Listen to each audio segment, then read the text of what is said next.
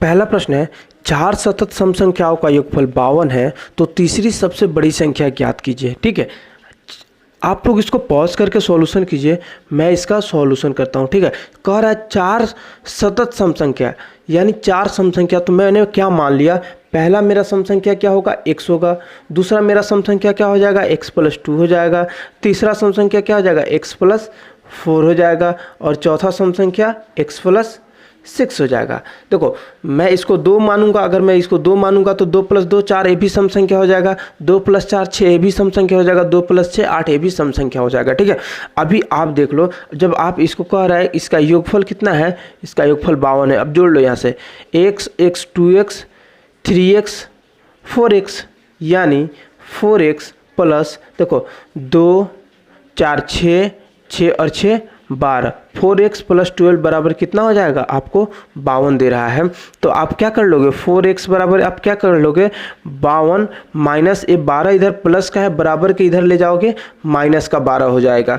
तो 4x बराबर 40, तो x बराबर क्या हो जाएगा, 40/4 यानी 10 आपका हो गया। x का वैल्यू आपसे 10 आ गया।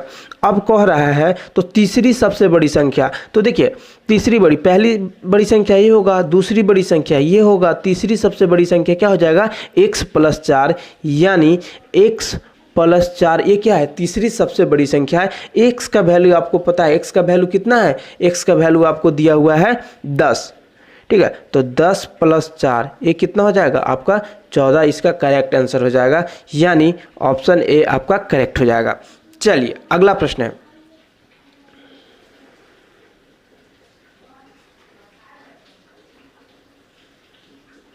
अगला प्रश्न कह रहा है एक पेंसिल 2 कलम एवं 4 कॉपियों का मूल्य 52 रुपये है, जबकि 4 पेंसिलें 3 कलमों और 1 कॉपियों का मूल्य 18 रुपये है, तो 3 पेंसिल 3 कलम और 3 कॉपियों का मूल्य क्या होगा।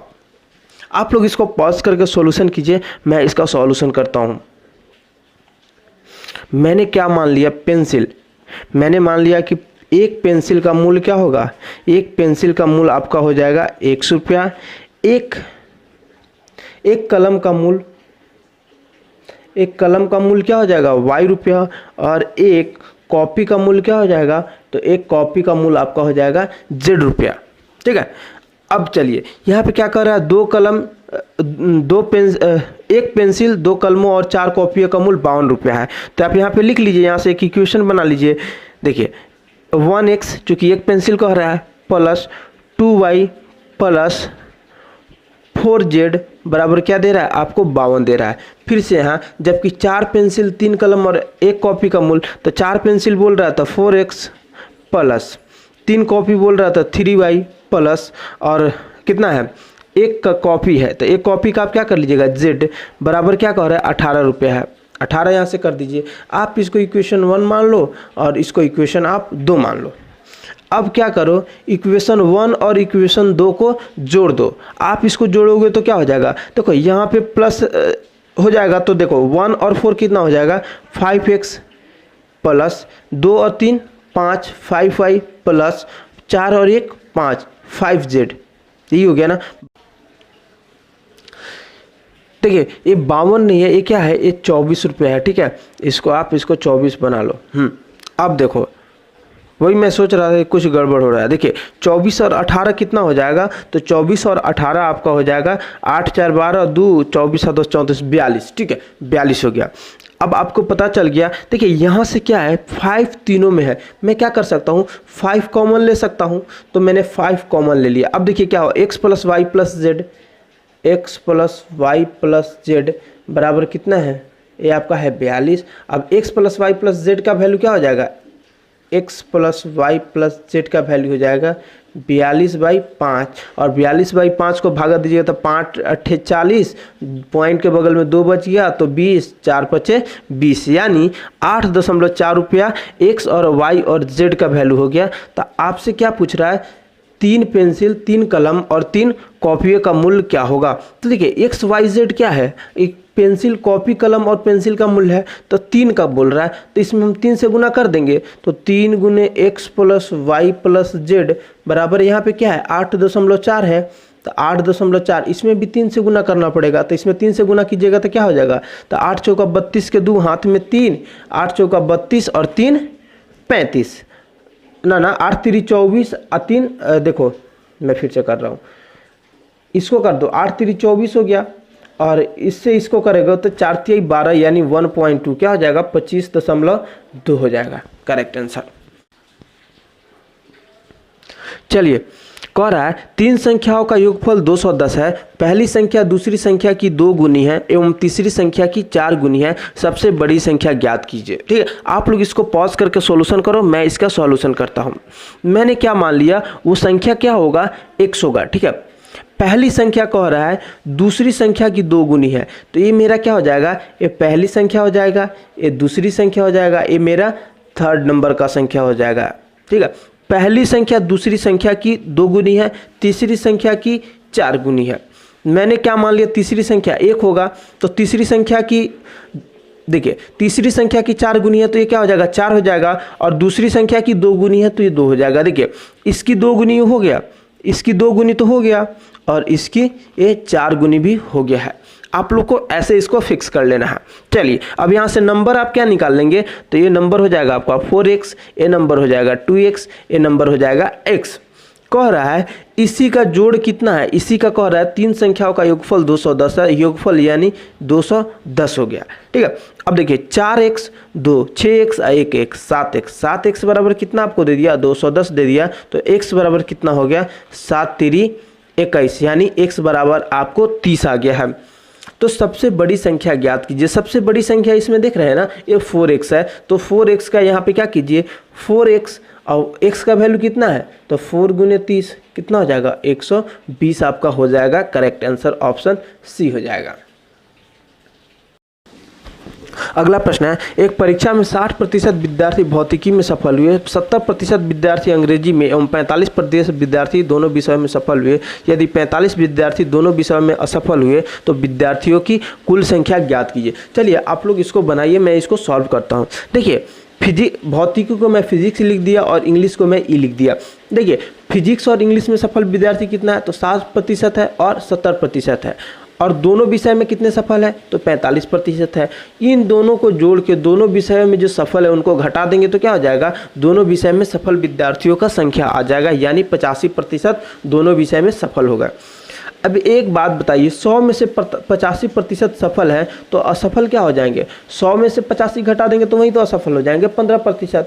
अब 15% कहीं तो वैल्यू यहाँ पे 45 दिया हुआ है ना, तो 15% का वैल्यू 45 दिया है, तो 1% का वैल्यू क्या हो जाएगा, 45/15 तो 3 हो जाएगा।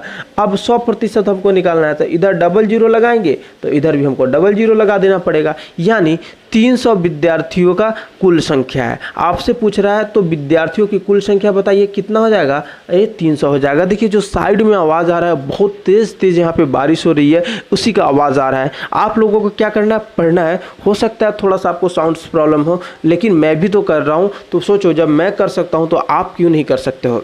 चलिए अगला प्रश्न है,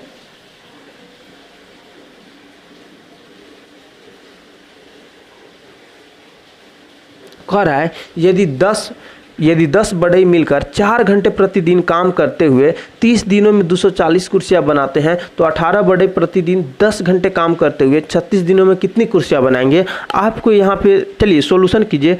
अब मैं बता दूँ आपको, सीधा सीधा याद होगा, M1 D1 H1 by W1 बराबर क्या हो जाएगा, M2 D2 H2 by W2। यही फॉर्मूला तो आपको लगेगा।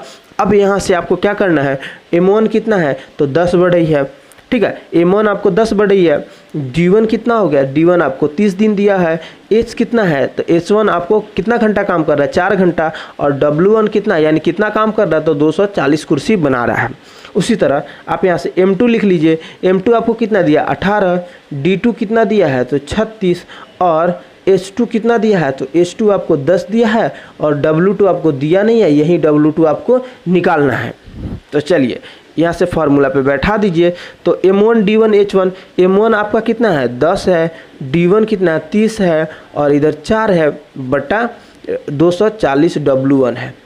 इधर क्या लिख दीजिएगा, 18 गुना 36 गुना 10 बटे W2 आपको पता नहीं है। चलिए आपको क्या करना है, सबसे पहले इसको कटाना है।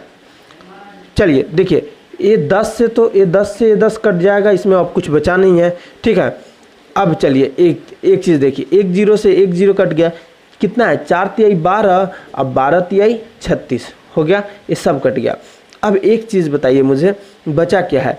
अब इसको क्रॉस गुना कर दिए, ऊपर तो इधर कुछ नहीं बचा है, तो ये सीधा W2 हो जाएगा। W2 बराबर, अब देखिए ये तो इधर से जाके गुना हो जाएगा, तो एक है 24, इधर क्या है 18 और इधर कितना है 3 है, तो 18 और इधर 3 है। चलिए यही हो गया ना। अब एक चीज़ बताइए मुझे, 24 में अगर 3 से गुना कर दीजिएगा तो क्या हो जाएगा 72 हो जाएगा, और इधर कितना 18 से गुना करना है। आपको यही देखना है कि 72 गुना 18 हो गया है। अब मैं क्या करूं कि आसानी से मुझे कैलकुलेशन मिल जाए। तो एक चीज़ बताइए, 18 को आप क्या लिख सकते हो, 10 + 8 लिख सकते हो। तो 72 से गुना करना है, 72 से 10 में गुना कर दोगे तो 720।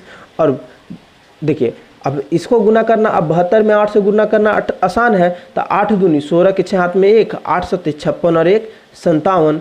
अब इसको जोड़ दीजिए, इसको जोड़िएगा तो क्या हो जाएगा 1296 आपका करेक्ट आंसर हो जाएगा। 1296 ऑप्शन सी है। चलिए अगला प्रश्न है, कह रहा है सबसे छोटी विषम संयुक्त संख्या है। ये बहुत ट्रिकी क्वेश्चन है, आप लोग में से मैक्सिमम लोग इसको आप गलत करोगे। इसको चलिए आप लोग सॉल्व कीजिए। देखिए सबसे यहाँ पे संयुक्त संख्या, आपको एक चीज़ दिख रहा होगा, संयुक्त संख्या का बात किया जा रहा है, तो संयुक्त संख्या क्या होगा, संयुक्त संख्या तो कोई सिंगल होगा नहीं। संयुक्त संख्या क्या कैसा होता है, अभाज्य, मतलब एक से अधिक अभाज्य गुणनखंड होंगे, एक से अधिक अभाज्य गुणनखंड होंगे। तो आप बताइए मुझे, एक से अधिक अभाज्य गुणनखंड का है नहीं है। 3 क्या है सिंगल अभाज्य गुणनखंड है, 5 क्या है सिंगल अभाज्य गुणनखंड है, 9 क्या है, हाँ तो 9 डबल अभाज्य गुणनखंड है। यानी ये संयुक्त संख्या 3 × 3 2 अभाज्य संख्याओं का ये गुणनखंड है। तो इसीलिए यहाँ पे संयुक्त संख्या ऑप्शन ए हो जाएगा। कह रहा है एक कक्षा में विद्यार्थियों की औसत उम्र 35 वर्ष है। 10 नए विद्यार्थी जिनकी औसत उम्र 25 वर्ष है कक्षा में शामिल हो गए, जिसके परिणाम स्वरूप कक्षा की औसत उम्र 5 वर्ष कम हो गई। कक्षा में विद्यार्थियों की प्रारंभिक संख्या ज्ञात कीजिए। ठीक है, आप लोग को क्या करना है, इसको पॉज करके सॉल्यूशन करना है। मैं इसका सॉल्यूशन करता हूँ। एक चीज़ बताइए मुझे, कोई कक्षा है जिसमें किसी का औसत उम्र 35 वर्ष है, कितने विद्यार्थी वो नहीं पता है, तो मैं क्या मान लेता हूँ वो कितना विद्यार्थी होगा, लेट वो जो स्टूडेंट्स होगा वो क्या हो जाएगा x नंबर ऑफ हो जाएगा। अब इसी x लोगों का तो औसत उम्र कितना था 35 वर्ष था। फिर क्या होता है 10 नया विद्यार्थी आ जाता है, तो 10 नया विद्यार्थी आ गया, इसका औसत उम्र कितना है 25 वर्ष है। मैंने ऐसे लिख दिया। अब कह रहा है कि अच्छा इसको एवरेज निकालने के लिए क्या करेंगे, पहले कितना विद्यार्थी था x था, अब कितना आए 10 आए, तो x + 10 हो गया। कह रहा है कि देखिए पहले कितना है 35 वर्ष है, और जो 10 नया विद्यार्थी आ रहा है शामिल होने के परिणाम स्वरूप कक्षा की जो औसत उम्र है 5 वर्ष कम हो गई। यानी 35 में से 5 कम हो गया, कितना बचा 30 बच गया। आप इस इक्वेशन को सोल्व कर लीजिए। चलिए आप इस इक्वेशन को सोल्व कीजिएगा तो क्या हो जाएगा आपको 35x + 25 गुने अगर 10 कीजिएगा तो क्या हो जाए 250 बराबर इस x को इधर ले जाके गुना कीजिए तो 30x + क्या हो जाएगा 300। चलिए देखिए इधर 35x है, इधर 30x है, इसको इधर लेके आइए और ये 250 को इधर लेके जाइए। प्लस है तो इधर लाइएगा, माइनस हो जाएगा तो 35x - 30x बराबर ये कितना है 300 है, तो 300 इधर भी प्लस का है तो ये आएगा तो माइनस का 250 हो जाएगा। चलिए माइनस का 250 हो गया। अब देखिए यहाँ से क्या हो जाएगा, यहाँ 5x हो जाएगा, यहाँ पे कितना हो जाएगा 50। तो आप देखिए 5x बराबर कितना हो जाएगा 50, तो x बराबर आपको हो जाएगा 10। तो यही x बराबर 10, और मैंने क्या माना था कितना नंबर ऑफ स्टूडेंट था, तो x नंबर ऑफ स्टूडेंट था। तो क्या हो जाएगा मेरा करेक्ट आंसर ऑप्शन 1 हो जाएगा 10 स्टूडेंट्स। अगला प्रश्न है यदि किसी वस्तु का विक्रय मूल्य उसके क्रय मूल्य का 60% है, हानि प्रतिशत क्या है। चलिए आप इसको सॉल्यूशन कीजिए, मैं इसका सॉल्यूशन करता हूँ। देखिए कह रहा है यदि किसी वस्तु का विक्रय मूल्य बोले तो सेलिंग प्राइस, उसके क्रय मूल्य का 60% है। क्रय मूल्य बोले तो क्या हो जाएगा कॉस्ट प्राइस का कितना है 60% है। 60% तो प्रतिशत हटाएंगे तो क्या हो जाएगा बटा 100 हो जाएगा। देखिए 1 0 से 1 0 कट गया। अब चलिए बताइए ये आपका क्या है, ये सेलिंग प्राइस है, ये क्या है आपका कॉस्ट प्राइस है। देखिए सेलिंग प्राइस कम है ना, कितना का बोल रहा है कि हानि प्रतिशत क्या है, तो कितना का लॉस हो रहा है। 10 का सामान आप 6 में बेच दिए तो कितना का आपको लॉस हो रहा है, तो आप बोलोगे सर -4 का मुझे लॉस हो रहा है। -4 का लॉस हो रहा है, आपसे हानि प्रतिशत पूछ रहा है, तो हानि प्रतिशत बराबर क्या हो जाएगा, -4 कितना पे, कॉस्ट प्राइस आपका कितना था, 10 था, इसी पे तो आप सामान आपने खरीदा था ना, तो इसी पे आपको हानि प्रतिशत निकालना पड़ेगा, गुने 100। तो देखिए क्या हो जाएगा, -40% का आपको हानि हो जाएगा। ठीक है, 40% का आपको हानि है। क्या हो जाएगा, ऑप्शन आपका सी करेक्ट हो जाएगा।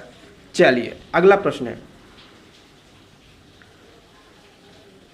अगला प्रश्न कह रहा है, पवन अपने कार्यालय में 8 घंटे काम करता है एवं मोहन अपने कार्यालय में 6 घंटे 30 मिनट काम करता है, उनके कार्य घंटे का संगत अनुपात ज्ञात कीजिए। एक बात बताइए, चलिए आप लोग इसको पॉज करके सॉल्यूशन कीजिए, मैं इसका सॉल्यूशन करता हूँ। चलिए पवन अपने कार्यालय में कितना घंटे काम कर रहा है, 8 घंटे, और यहाँ पे 6 घंटे 30 मिनट है। आपको सीधा सीधा चीज़ है, इसको आप मिनट में कन्वर्ट कर दीजिए, रेशियो आसानी से निकल जाएगा। 8 घंटे इसको मिनट में कन्वर्ट कीजिएगा तो 1 घंटे में 60 मिनट, तो 8 गुना 60 रेशियो हो जाएगा। ये कितना घंटे काम कर रहा है, 6 घंटे और 30 मिनट, 6 घंटे को 60 मिनट अब प्लस 30 मिनट कर देंगे तो हो जाएगा।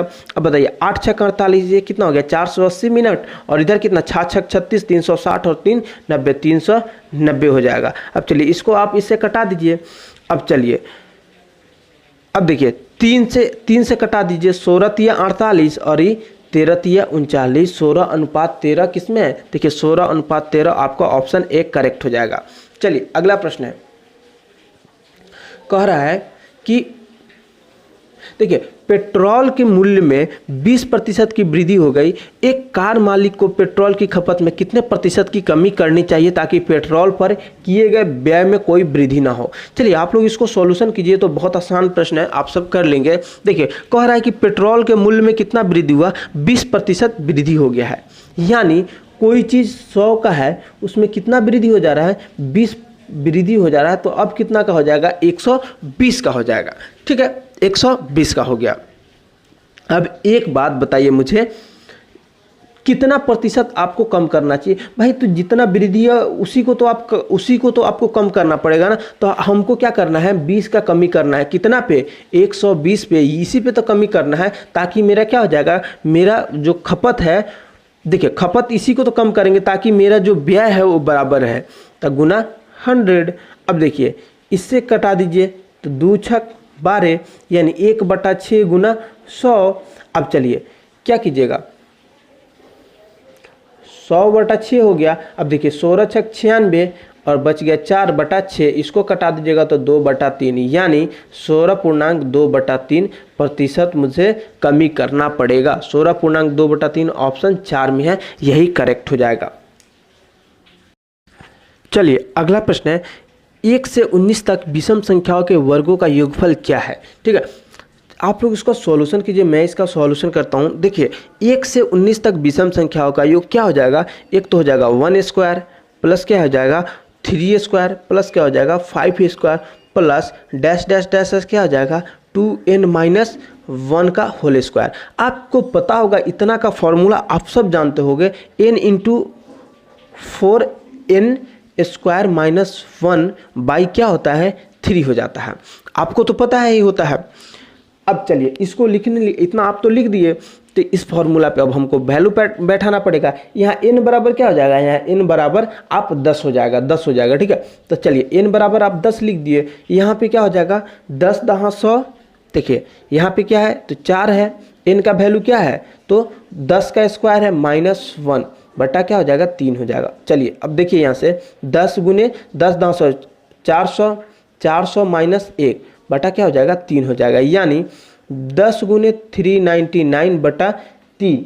चलिए अब इसको कीजिएगा तो क्या हो जाएगा, 3 से 3 एकम 3, 3 तिहाई 9, 3 तिहाई 9, यानी 10 गुने 133 बराबर क्या हो जाएगा 1330। आपका करेक्ट आंसर हो जाएगा ऑप्शन 3।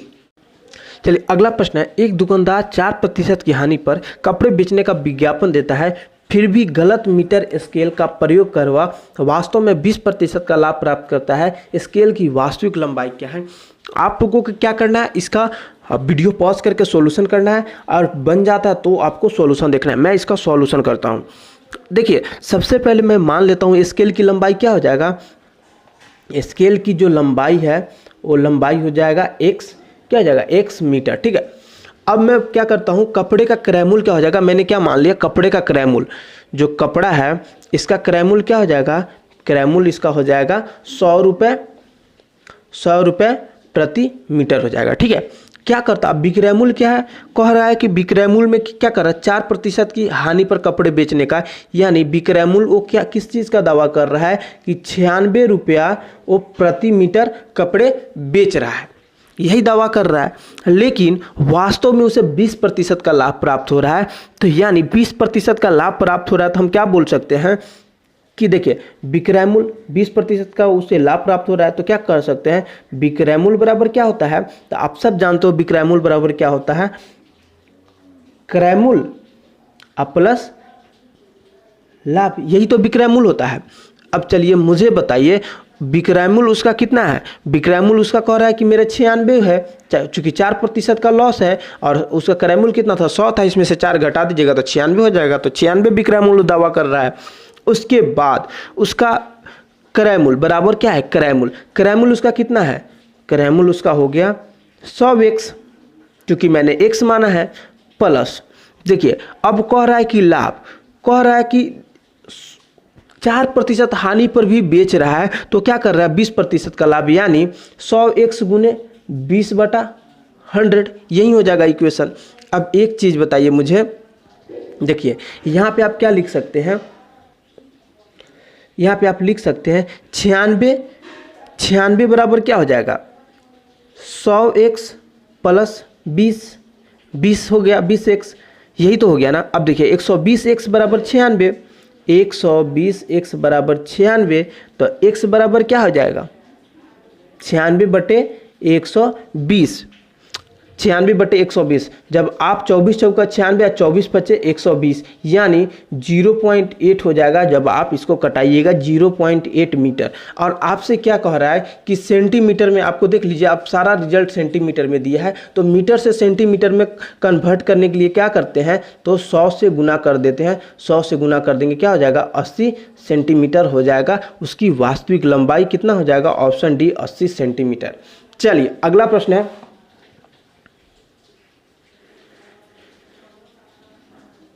अगला प्रश्न आपका हो जाएगा, कह रहा है 600 की धनराशि को 2 पुरुष 4 महिला एवं 6 लड़कों के बीच इस प्रकार बांटा गया कि 1 पुरुष 1 महिला एवं 1 लड़के के हिस्से का अनुपात 3:2:1 है। प्रत्येक लड़के को प्राप्त धनराशि क्या है।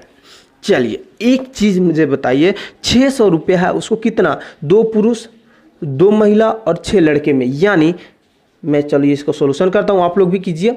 देखिए यहाँ पे मेल कितना है, मैं पुरुष को मैं मेल लिख रहा हूँ, महिला को मैं फीमेल लिख रहा हूँ, और बच्चे को मैं चिल्ड्रन लिख रहा हूँ। ठीक है, पुरुष कितना है तो 2 है, महिला कितना है तो 4 है, और बच्चे कितने हैं तो 6 है। ठीक है, कह रहा है कि बांटा गया कि 1 पुरुष 1 महिला एवं 1 लड़के के हिस्से का अनुपात 3:2:1 है, यानी इसको किस अनुपात में मिला, 3:2:1 अनुपात में मिला।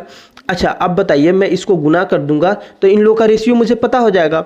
चलिए 3 दूना 6, 4 दूनी 8, 6 एकम 6, ये तो रेशियो है, तो ये तो नंबर होगा नहीं, तो इसलिए मैं इसमें x लगा देता हूं। अब बताइए 6x 8x और 6x, इतना ही चीज़ों को कितना में बांटा गया है, तो 600 रुपये में बांटा गया है, 600 रुपया को बांटा गया। अब बताइए जब बांटा गया तो मैं इसको क्या कर दूंगा, प्लस यहाँ पे कर दूंगा, जोड़ दूंगा, तो 6 8 14 6 20, यानी 20x बराबर क्या हो जाएगा, 600 हो जाएगा। तो 1 0 से 1 0 कटा दीजिए, 2 से 3, यानी x बराबर क्या हो जाएगा आपका 30 हो जाएगा, x बराबर आपका कितना हो गया, 30 हो गया। चलिए अब बताइए किसका कह रहा है, तो प्रत्येक लड़के को प्राप्त धनराशि क्या है, तो यहाँ पे लड़का यही है ना, 1 है, 1 रेशियो इसको दिया जा रहा है, और 1 रेशियो का वैल्यू आपको 30 आ गया है, इसीलिए करेक्ट आंसर क्या हो जाएगा, ऑप्शन 1 करेक्ट हो जाएगा। चलिए अगला प्रश्न है, रमेश को एक निश्चित संख्या से 46 से गुना करने के लिए कहा गया, यदि उसने उस संख्या में 64 से गुना किया एवं पाया कि गुणनफल शुद्ध गुणनफल से 2520 अधिक है, वह संख्या क्या है। जिसमें गुना किया गया। चलिए आप लोग इसको क्या करना है, इसको पॉज करके सॉल्यूशन करना है। मैं इसका सॉल्यूशन करता हूँ। मैंने मान लिया लेट वो अभीष्ट संख्या क्या होगा, वो अभीष्ट संख्या क्या हो जाएगा, वो x हो जाएगा। ठीक है, अब उसको कहा कितना गया था, 64 से गुना करने के लिए कहा गया था, लेकिन उसने 46 से गुना कर दिया था। तो मैंने क्या कर लिया कि 64x माइनस 46x बराबर कितना हुआ रिजल्ट, 2520। यही तो कर देना है। अब इन दोनों का अंतर कितना है, तो इन दोनों का अंतर आपको 18x बराबर कितना है, 2520। तो x बराबर क्या हो जाएगा, 18 एकम 18, तो बच गया 7, तो 18 चौका 72, 3 और हाँ तो 0। ठीक है, अब चलिए इतना आपका हो जाएगा 140 हो गया, और यही तो आपको नंबर निकालना था। ऑप्शन 1 करेक्ट हो जाएगा। चलिए अगला प्रश्न है, कह रहा है यदि 500 रुपये पर 5 वर्षों का साधारण ब्याज तथा 600 पर 2 वर्षों का साधारण ब्याज मिलाकर 185 रुपया है तो ब्याज की दर ज्ञात कीजिए। ठीक है, चलिए आप लोग इसको पॉज करके सॉल्यूशन कीजिए, मैं इसका सॉल्यूशन करता हूँ। देखिए आप सब जानते हैं कि ब्याज बराबर क्या होता है, तो P गुने R गुने T बाई 100 होता है। ठीक है, यहाँ पे कह रहा है कि 500 रुपया पर 5 वर्षों का साधारण ब्याज तथा 600 रुपया पर 2 वर्षों का साधारण ब्याज मिलाकर 185 रुपये, यानी दोनों पैसों पर साधारण ब्याज कितना मिला मुझे, तो मुझे 185 मिला। ठीक है, तो पहला इसका देखिए, तो 500 गुना R तो हमको पता नहीं है, तो R में क्या करूँगा, R को मैं R ऐसे ही लिख दूंगा, गुना T कितना है, तो T आपको क्या है 5 वर्ष दिया गया, बटा क्या हो जाएगा 100, जोड़ क्या है 600 रुपये पर 2 वर्ष का, तो 600 हो जाएगा मूलधन कितना 2 वर्ष, गुने R यहाँ भी नहीं पता है, बटा 100। देखिए 2 जीरो से 2 जीरो कट गया, इधर भी 2 जीरो से 2 जीरो कट गया, यानी 185 बराबर क्या हो जाएगा, देखिए 5 पचे 25 R प्लस 6 दूनी 12 R, यही तो हो गया ना। अब देखिए 185 बराबर क्या हो जाएगा, 25 और 12 कितना होता है 37 R हो जाएगा। तो यहाँ से आप R का वैल्यू निकाल लीजिए, 185 बाई 37, तो कितना हो जाएगा 3 पचे 15, 7 पचे 35, यानी R बराबर आपका 5% आंसर हो जाएगा। चलिए अगला प्रश्न है, कह रहा है 40 विद्यार्थियों की एक परिणाम सूची से ऊपर से राधा का स्थान 11वां है, नीचे से उसका स्थान ज्ञात कीजिए। एक बात बताइए, 40 से कितने लोग हैं, चलिए आप लोग इसको सॉल्यूशन कीजिए, मैं इसका सॉल्यूशन करता हूं। देखिए 40 टोटल नंबर, इसको निकालने के लिए क्या करते हैं, जब भी ऐसा हो ना नीचे से स्थान निकालना हो तो क्या कर देंगे, 40 माइनस 11 प्लस 1, यही कर देंगे। तो 40 माइनस 11 कर देंगे तो क्या हो जाएगा, देखिए यहाँ से तो 40, अब 30 हो जाएगा, इसका स्थान क्या हो जाएगा 30 हो जाएगा। ऑप्शन 3 करेक्ट हो जाएगा। मैंने बताया ही था कि टोटल नंबर बराबर क्या होता है, लेफ्ट प्लस राइट देखिए लेफ्ट प्लस राइट माइनस 1, या क्या करते हैं टोटल नंबर बराबर अप प्लस डाउन माइनस 1, यही तो करते हैं। अगला प्रश्न है, कह रहा है 12 व्यक्ति प्रतिदिन 6 घंटे काम करते हुए 20 दिनों में एक काम पूरा करता है, उसी काम को कितने व्यक्ति प्रतिदिन 12 घंटे काम करते हुए 8 दिनों में पूरा करेंगे। ठीक है, चलिए आप लोग को क्या करना है, इसका सॉल्यूशन करना है, और आप सब समझ गए होंगे M1 D1 H1 by W1 बराबर M2 D2 W2 by M2 D2 H2 by क्या हो जाएगा ये W2, इसी फॉर्मूला पे लगने वाला है। तो आप यहाँ से क्या कर लीजिए, मैन कितना है, मैन आपका हो जाएगा 12 व्यक्ति है, उसके बाद कितना घंटा काम कर रहा है, तो 6 घंटे काम कर रहा है, कितना दिन काम कर रहा है, तो वह 20 दिन काम कर रहा है। दूसरे में आपको बोल रहा है आपको मैन का संख्या निकालना है, तो आपको मैन का संख्या नहीं पता है, x मान लीजिए। H2 कितने घंटे काम कर रहा है, तो 12 घंटे काम कर रहा है, और कितने दिन काम किया है, तो वह 8 दिन काम किया है। तो अब यहाँ पे M1 D1 H1 का वैल्यू रख दीजिए, तो 12 गुना 6 गुना 20 बटा, यहाँ पे वर्क नहीं दिया है तो कोई बात नहीं है, इधर क्या लिख देंगे M2 के जगह पे मैंने x माना है, गुना 12 गुना 8। चलिए 12 से 12 कट गया। ठीक है, चलिए इसको देखिए, तो इसको कीजिएगा तो क्या हो जाएगा 120 हो जाएगा बराबर 8x। तो 8 से कीजिएगा तो 15 8 20 से x का वैल्यू क्या हो जाएगा 15 हो जाएगा। x का वैल्यू मैंने क्या माना था, ये मैन 2 को माना था, यानी m2 कितने व्यक्ति होंगे, तो ऑप्शन 4 करेक्ट हो जाएगा, 15 व्यक्ति वो होंगे, तो इतने दिन में काम हो जाएगा। चलिए अगला प्रश्न है, कह रहा है एक संगठन में 20% कर्मचारी डॉक्टर है, शेष कर्मचारियों में से 40% कर्मचारी उपचारिकाएं हैं एवं शेष 120 कर्मचारी टेक्नीशियन हैं, तो उपचारिकाओं की संख्या ज्ञात कीजिए। आप लोग को क्या करना है, इसको पॉज करके इसका सॉल्यूशन करना है। मैं इसका सॉल्यूशन करता हूं। आप मुझे बताइए, एक संगठन में 20% कर्मचारी डॉक्टर है, मैंने मान लिया उस संगठन में कितने लोग होंगे, उस संगठन में 100 लोग होंगे। 100 का क्या है 20% क्या है डॉक्टर है, तो कितने बच गए 80 बच गए। ठीक है, इसका कह रहा है 40%, शेष का 40%, यानी 80 का 40%, तो 80 गुने 40 अब बटा 100, तो ये 2 जीरो से 2 जीरो कट गया, यानी 8 चौका 32, तो 80 में से 32 घटा दीजिएगा, तो 80 में से 32 घटाइए आप, तो कितना हो जाएगा, ये 48 हो जाएगा। ये 48 क्या है, तो कह रहा है कि ये 48 उपचारिकाएँ हैं। शेष कर्मचारी में से 40% कर्मचारी उपचारिकाएं हैं एवं शेष 120 कर्मचारी टेक्नीशियन है। अब बताइए, ये जो मेरा शेष बच गया, इसी का तो वैल्यू आपको कितना दिया, 120 दिया है, तो एक का वैल्यू कितना हो जाएगा 120 बटा 48।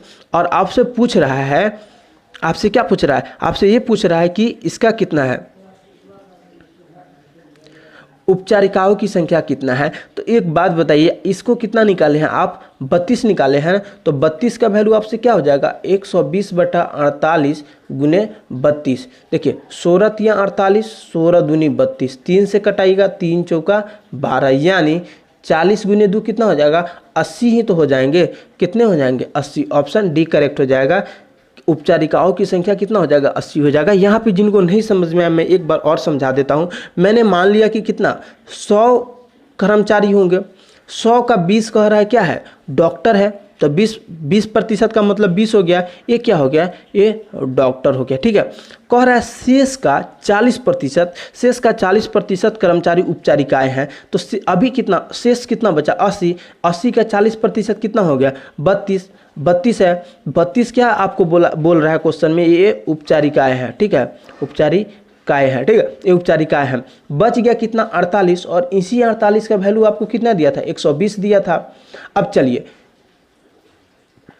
120 दिया था, अब मैं मान लेता हूं कि 48 का वैल्यू 120 है, तो एक का वैल्यू कितना होगा 120 बटे 48। आपसे पूछ रहा था इस 32 का नंबर क्या होगा, तो मैंने 32 नंबर निकालने के लिए इधर भी 32 से गुना कर दिया, तो 80 आ गया मेरा आंसर। चलिए अगला प्रश्न है। अगला प्रश्न क्या कर रहा है, रमेश ने एक परीक्षा में 40% अंक प्राप्त किया एवं 20 अंक से असफल हो गया। सुरेश ने 50% अंक प्राप्त एवं न्यूनतम उत्तीर्णांक से 15 अंक अधिक प्राप्त किया। न्यूनतम उत्तीर्णांक क्या है। चलिए आप लोग इसको सॉल्यूशन कीजिए, मैं इसका सॉल्यूशन कर रहा हूँ। देखिए कह रहा है कि रमेश एक परीक्षा में 40 है, जो रमेश है ये परीक्षा में क्या है, ये 40% अंक लाता है और कितना से फेल हो जाता है, तो 20 अंक ये पीछे रह जाता है, मतलब पास करने से 20 अंक माइनस रह गया। ठीक है, मैं इसको बताता हूँ। जैसे ये नंबर सिस्टम है, आपको यहाँ पहुँचना है, ये पास करने का है, तो आप कितना है, आप यहीं पे रह गए, कहीं यहाँ पे रहे होंगे, तो आप क्या है माइनस में रहे होंगे, आपके पास 20 और रहता तो क्या होता, आप यहाँ पे पहुँच जाते, पास कर जाते। ठीक है, अब चलिए सुरेश है, ये क्या है, सुरेश ने 50% अंक पाया एवं न्यूनतम उत्तीर्णांक से 15 अधिक आया। देखिए इसने कितना लाया, तो 50% अंक लाया और न्यूनतम उत्तीर्णांक से 15 अधिक लाया, तो मैं 15 अधिक लाया तो ये होगा। देखिए न्यूनतम उत्तीर्णांक तो ये है, तो 15 अधिक लाया तो कहीं ना कहीं यहाँ आया होगा, तो अभी तो ये 15 क्या हो जाएगा, ये प्लस का हो जाएगा। अब एक चीज़ बताइए मुझे, इन दोनों के बीच अंतर कितना है, तो आप बोलेंगे भैया 10% का अंतर है। इसके बीच कितना का अंतर है 10% का, और इसके बीच कितना का अंतर है, तो आप बोलेंगे 35। चूंकि यहाँ से देखिए ये -20 है, या प्लस का 15 है, इस दोनों के बीच का दूरी कितना हो जाएगा, यहाँ से यहाँ आने के लिए 20 और यहाँ से आने के लिए 15, तो 20 और 15 35। इन दोनों के बीच का दूरी कितना हो जाएगा, तो 35 हो जाएगा। अब मैं कहता हूँ इसी 10% का वैल्यू तो आपको 35 दिया हुआ है ना, किसी और का वैल्यू दिया है क्या, नहीं, इन दोनों के बीच का गैप और इन दोनों के बीच का गैप ही तो 35 दिया है। तो 35 दिया है, यानी 100% के लिए मैं इसमें एक जीरो से गुना कर दूंगा तो आप क्या बोलोगे कि ये 350 मार्क्स का पूरा एग्जाम हुआ था। यही आप बोलोगे कि 350 मार्क्स का एग्जाम हुआ था। आपसे क्या पूछा जा रहा है, न्यूनतम उत्तीर्णांक क्या है। तो एक चीज़ बताइए, ये जो लड़का है सुरेश, ये 50% अंक लाता है। 50% मैं बोलूँ तो 350 का कितना हो जाएगा 50%, तो 350 का 150, तो 175 हो जाएगा। 175 अंक 50% होगा। तो कह रहा है कि 15 अंक ज़्यादा था उसके पास मार्क्स से, तो इसमें से 15 घटा देंगे तो क्या हो जाएगा 160 हो जाएगा। यही तो क्या है, न्यूनतम उत्तीर्णांक है 160। अगला प्रश्न है, कह रहा है 1/0.05 के बराबर है। तो ये तो बहुत आसान क्वेश्चन है, आप लोग ऐसे भी सोल्व कर लो या सॉल्यूशन देख लो। देखो 1/0.05, चलिए इसको मैं अगर दशमलव हटाऊंगा तो क्या होगा, 2 दशमलव के बाद 2 स्थान है तो ऊपर 2 जीरो हो जाएगा, यानी अब क्या हो गया 100/5 हो गया। तो 100/5 आप सब जानते हो 20 हो जाएगा। ऑप्शन 1 करेक्ट हो जाएगा। चलिए ऐसा भी प्रश्न पूछा गया था आपके एग्जाम में। अगला प्रश्न है, दो संख्याओं का योगफल 55 है एवं उनका अंतर 15 है, दोनों संख्याओं का गुणनफल ज्ञात कीजिए। चलिए आप लोगों को क्या करना है, इसको पॉज करके सॉल्यूशन करना है। मैं इसका सॉल्यूशन करता हूं। दो संख्याओं का योगफल यानी a + b बराबर क्या है, आपको 55 दे रहा है, और उनका अंतर यानी a - b बराबर क्या कह रहा है, उनका अंतर 15 है। ठीक है, मैंने 15 लिख दिया। चलिए अब क्या मुझे कोई एक नंबर निकालने के लिए क्या करना पड़ेगा, मैं इन दोनों को जोड़ दूं तो हो जाएगा।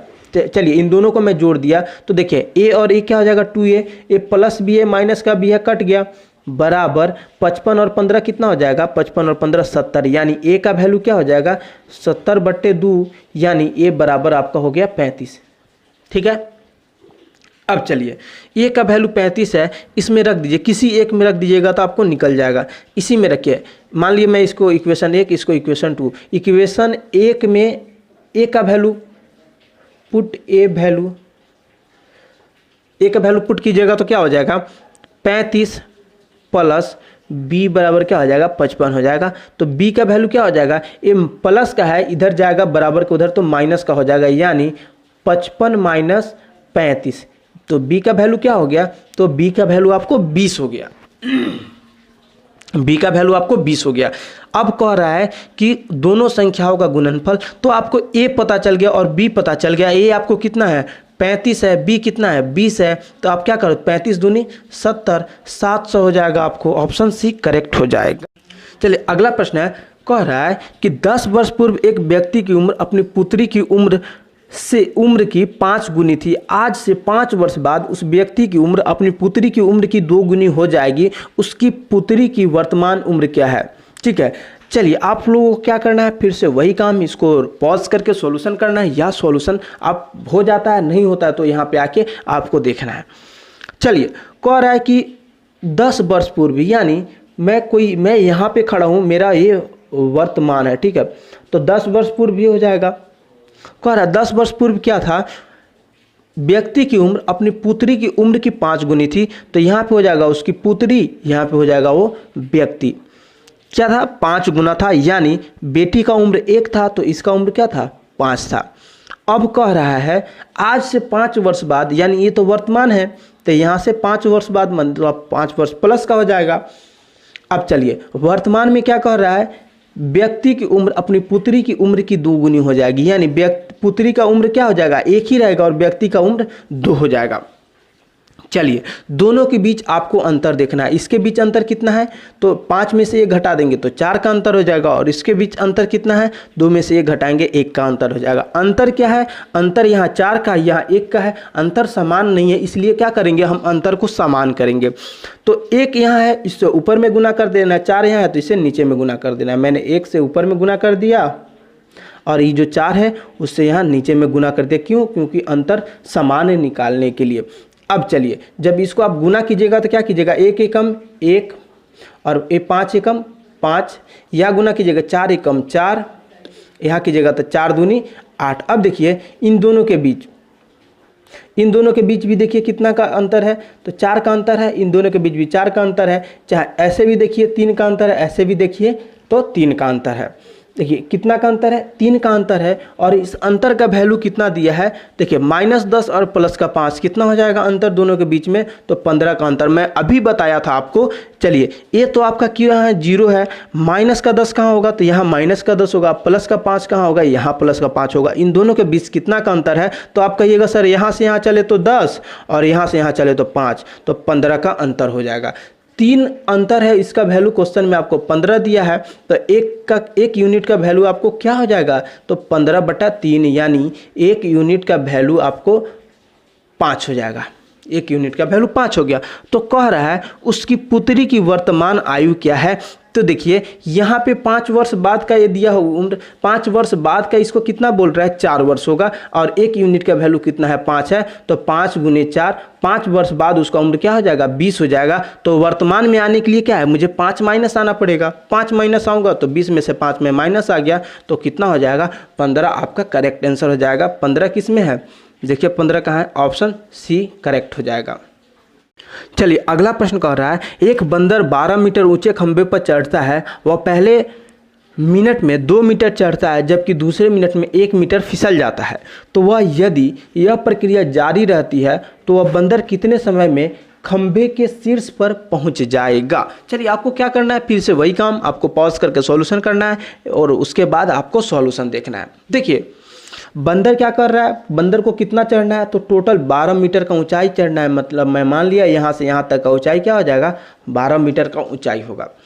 पहले मिनट में वो क्या करता है, पहले मिनट में वो क्या करता है, 2 मीटर अप होता है, और अगले 1 मिनट में क्या करता है, तो 1 मीटर फिसल जाता है।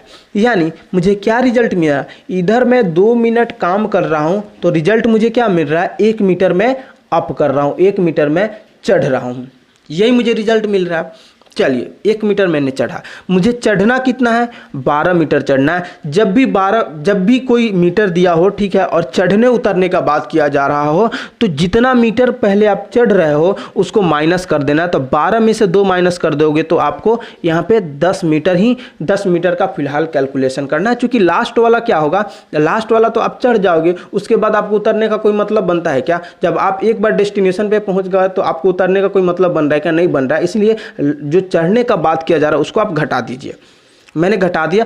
अब मुझे 10 मीटर ही चढ़ना है, 2 मिनट में मैं कितना चढ़ रहा हूँ, 1 मीटर चढ़ रहा हूँ, तो इधर देखिए 1 मीटर चढ़ रहा हूँ, यानी 2 मिनट में मैं 1 मीटर चढ़ रहा हूँ, तो 10 मीटर चढ़ने के लिए इधर कितना 10 से गुना करना पड़ेगा, तो इधर आप 10 मीटर चढ़ गए, तो इधर भी आपको 10 से गुना करना पड़ेगा, तो आपको 20 मिनट में क्या हो रहा है, 10 मीटर चढ़ रहे हो, और अगले 1 मिनट में क्या करोगे, आप तो 2 मीटर चढ़ जाओगे ना, ये तो पहला मिनट में क्या हो रहा है, 2 मीटर चढ़ जा रहा है, तो आप यहाँ पे 1 मिनट और ऐड कर दिए तो आप क्या हो जाएगा, 2 मीटर आप फिर चढ़ गए।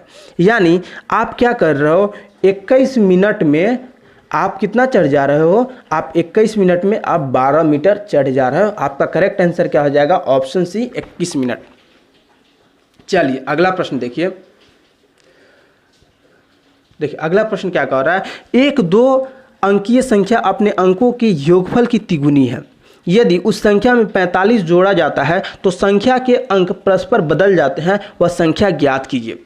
चलिए आपको क्या करना है, पॉज करके सॉल्यूशन करना है, मैं इसका सॉल्यूशन करता हूं। चलिए देखिए ऐसे प्रश्न को हम ऑप्शन से टेकल करेंगे, अभी भी यह मेरी ज़िंदगी में कभी भी ये प्रश्न है, मैं आपको बता देता हूं, आज के बाद आप भूलोगे नहीं। कह रहा है एक 2 अंकीय संख्या अपने अंकों के योगफल की तिगुनी है। कोई 2 संख्या x और y होगा, क्या होगा, अपने अंकों का x + y का तिगुनी हो जाएगा। तो ऐसा नंबर देखना कौन होगा ऑप्शन में, देखिए 2 और 3 5, 5 को 3 से गुना कीजिएगा तो 15 हो जाएगा, यानी ये नहीं हो जाएगा। 2 और 7 9, 9 को 3 से गुना कीजिएगा 27 हो जाएगा, बिल्कुल ये तो मैच कर गया। तो अब देखिए कोई और मैच कर रहा है, 7 2 9, 9 3 27, ये भी नहीं होगा।